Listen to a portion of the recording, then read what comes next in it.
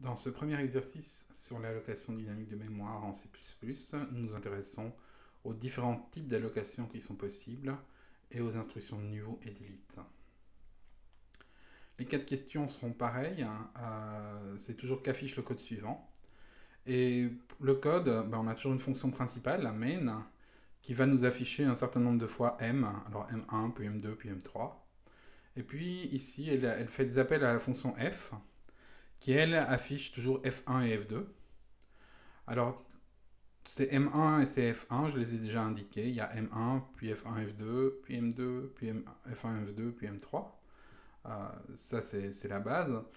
Mais ce qui nous intéresse particulièrement, c'est quand les variables qu'on utilise, en l'occurrence ici, on utilise variables statiques dans la fonction f, quand est-ce qu'elles sont construites et quand est-ce qu'elles sont détruites. Alors, quand on crée une variable de type C, si on regarde la classe C, eh bien, elle nous affiche I avec l'entier passé en paramètre qui suit à la construction et D avec ce même entier à la destruction.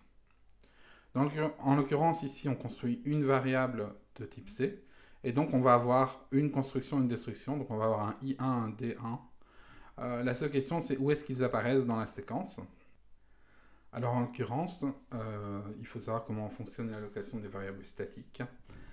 Une variable statique dans une fonction, elle va être construite et initialisée à la première fois qu'on va appeler la fonction à l'endroit où elle est déclarée.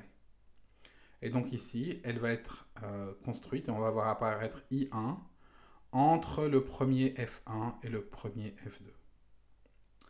Mais par contre, quand on passera la deuxième fois dans la fonction f, elle sera déjà existante et donc on ne va pas de nouveau la construire. Elle ne sera construite qu'une fois. Et cette variable statique, elle reste valable tout le long du programme. Et donc, elle ne sera détruite automatiquement que quand on aura fini le programme, et donc après M3. La deuxième question est assez similaire. Alors, on a changé deux choses. D'une part, la variable qui est dans la fonction f n'est plus une variable statique, mais une variable locale. Et d'autre part, on a une autre variable locale qui apparaît dans la fonction main, et on n'a plus qu'un seul appel à la fonction f. Donc on a deux variables locales. Les variables locales, elles fonctionnent toujours de la même manière. Elles sont construites là où elles sont déclarées. Et elles sont détruites quand elles sortent de scope, c'est-à-dire quand on sort du bloc défini par les accolades dans lequel elle est déclarée. Donc ici, on a deux variables, 1 et 2, qui vont être construites et détruites. Donc on doit placer I1, D1, I2 et D2. Alors exécutons le code. On rentre dans la fonction main, on affiche M1, et puis on déclare la variable C1. Alors à cet endroit-là, à cette ligne-là, on va construire cette variable C. Et donc I1 va venir se mettre entre M1 et M2. On affiche M2, on appelle la fonction F, on affiche F1, et on arrive à la déclaration de C2. Et donc c'est à cet endroit-là qu'on va construire la variable C avec la valeur 2. On affiche F2, on sort de la fonction F, et là on sort du bloc dans lequel la variable C locale à la fonction F a été déclarée.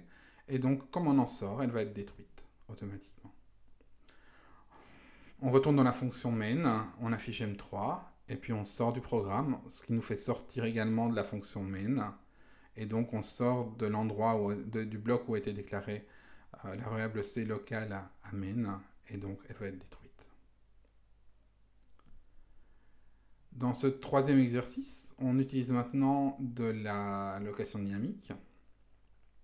Alors on a une seule variable qui est déclarée, c'est celle qui est construite dans la fonction f.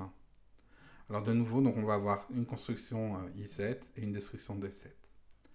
Alors pour les variables dynamiques, allouées dynamiquement, c'est presque plus simple, puisqu'elle va être construite là où on écrit explicitement new, et elle va être détruite là où on écrit explicitement delete. Donc le new, il est entre F1 et F2, et le delete, il est entre M2 et M3. Alors évidemment, il ne faut pas oublier de faire delete, sinon il n'y aurait pas de delete du tout. Enfin, le dernier exercice, il est assez semblable. La chose qui a changé, c'est que plutôt que d'avoir une seule variable, on déclare un tableau de 2 variables. Et donc si on déclare un tableau, on va avoir 2 variables. Donc on va construire I3 et I4 et on va détruire D3 et D4. Alors de nouveau, la variable, enfin, c'est construit là où il y a un new et c'est détruit là où il y a un delete, que ce soit un new, un delete simple ou un new, un delete avec crochet. Donc la construction va se faire entre F1 et F2.